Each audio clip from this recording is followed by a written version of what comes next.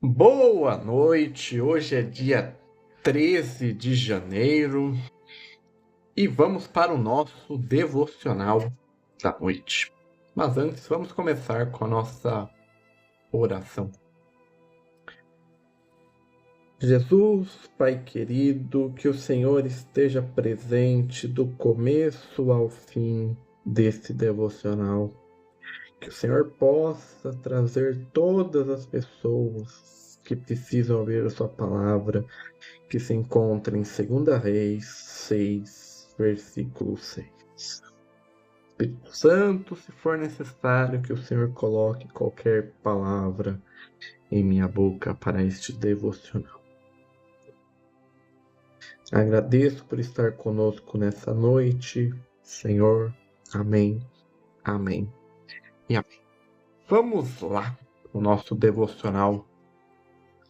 Mas antes, vamos ler a introdução da Bíblia Spurgeon dos livros Segunda Reis. Espera aí que eu deixei marcado.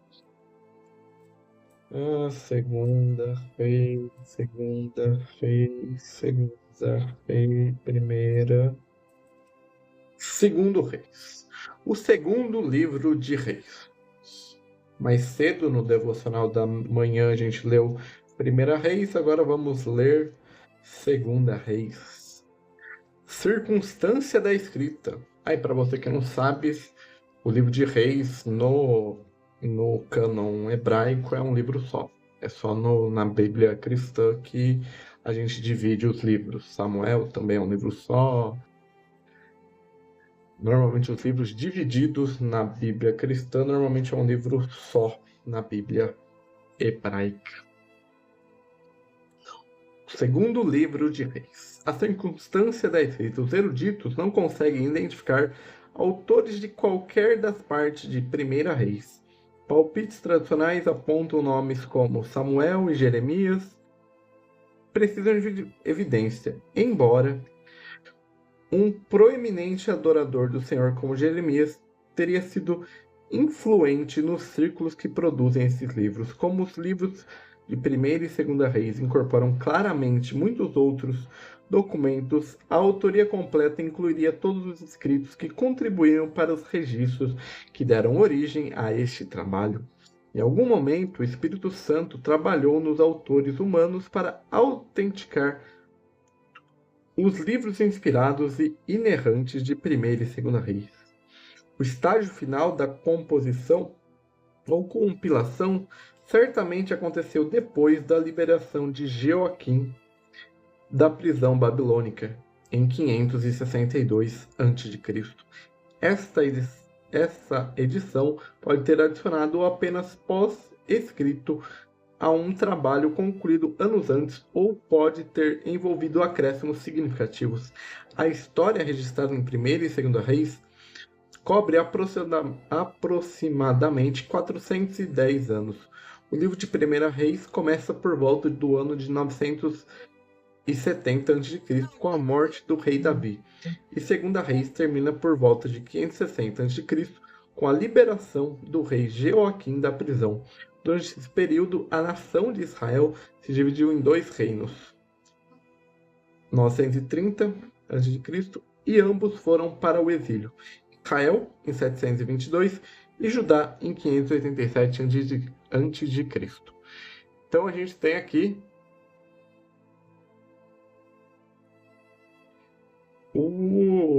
a mesma introdução, tanto no livro quanto em Primeira quanto em Segunda Reis.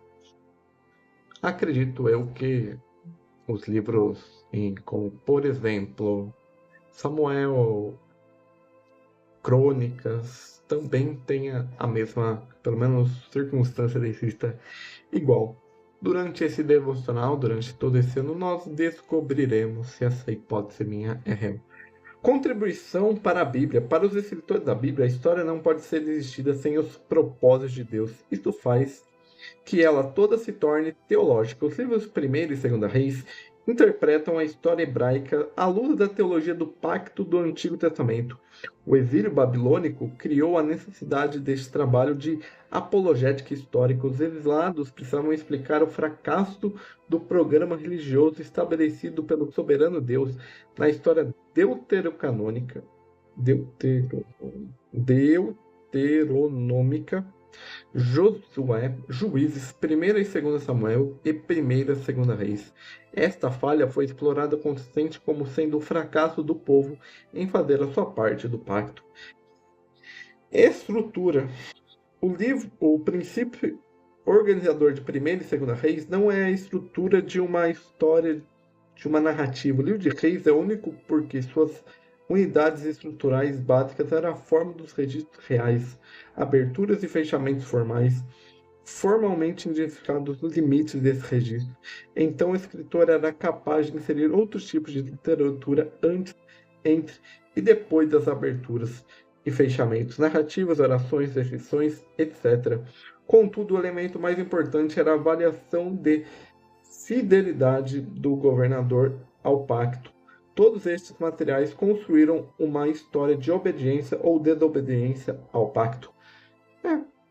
Tanto a estrutura quanto a contribuição da Bíblia e circunstância da escrita é a mesma.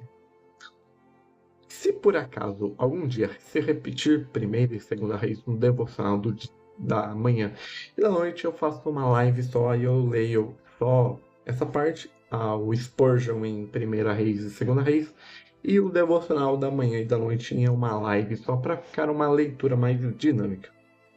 Usa Spurgeon em 2ª Reis.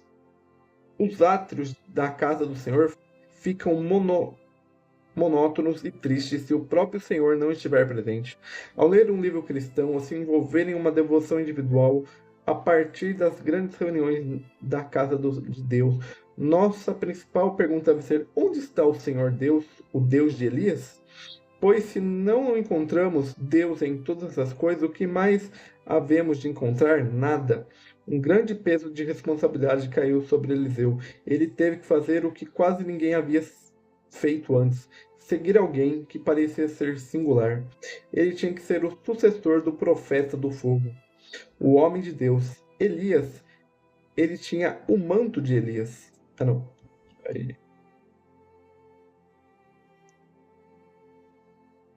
E havia algo importante nisso. Se ele sentisse alguma grande reverência por relíquias, gostaria de ter o manto de Elias. Eliseu o tinha, mas o que adianta ter o manto se Elias, se também não tivesse o seu Deus? Embora tenha sido chamado para tomá-lo e com ele tocar as águas, ele sabia onde a tua força deveria estar e sua oração. Seu clamor foi aqui, está o manto do profeta. Mas onde está Jeová, o Deus de Elias? Aprendemos com a pergunta de Eliseu que devemos procurar por Deus quando ele estiver começando qualquer trabalho novo ou quando a grande dificuldade aparecer em nosso caminho. Então essa é a introdução da Bíblia Spurgeon do livro de 2ª Reis.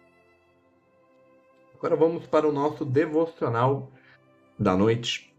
E fez flutuar o ferro. 2ª Reis, capítulo 6, versículo 6. A cabeça do machado parecia estar irremediavelmente perdida. E como era emprestado, a honra do grupo de profetas poderia ser questionado. E por consequente, o nome do seu Deus ficaria comprometido. Contrariando todas as expectativas, o ferro subiu do fundo do rio e flutuou, pois o que é impossível ao homem é possível a Deus. Conheci um cristão alguns anos atrás que foi convocado para assumir um trabalho que era muito excedido suas forças. Parecia tão difícil envolver na árdua ideia de tentar. No entanto, ele havia sido chamado e sua fé fortaleceu-se na ocasião.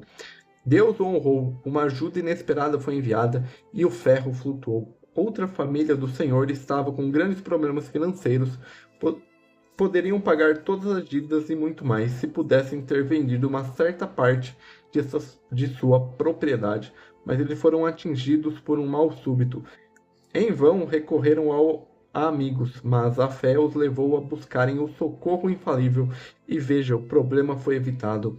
Seus passos foram corrigidos e o ferro realmente flutuou. Um terceiro precisou lidar com um triste caso de depravação. Ele ensinou, reprovou, alertou, convidou e interviu, mas tudo que foi em vão. O velho Adão, a velha natureza adâmica, era forte demais para o jovem Melanchthon, reformador alemão, colaborador de Lutero. O espírito teimoso não cederia. Então veio a agonia da oração e logo uma resposta abençoada foi enviada dos céus. O coração endureceu, foi quebrantado, o ferro flutuou. Amado leitor, qual o seu caso desesperador? Qual problema pesado está nas tuas mãos esta noite? Traga-o para cá. O Deus dos profetas vive e vive para ajudar os santos. Ele não permitirá que lhe falte qualquer boa dádiva. Creia no Senhor dos Exércitos, aproxime-se dele, implorando em nome de Jesus, e o ferro deve flutuar, e também verá o dedo de Deus operando maravilhas pelo seu povo. Viva de acordo com sua fé, e mais uma vez o ferro deve flutuar. E essa é a reflexão final de 2 Reis 6, que nós entregamos os nossos problemas, as nossas batalhas para Deus, que de fato ele faz o ferro flutuar, que é uma expressão para que o problema é resolvido.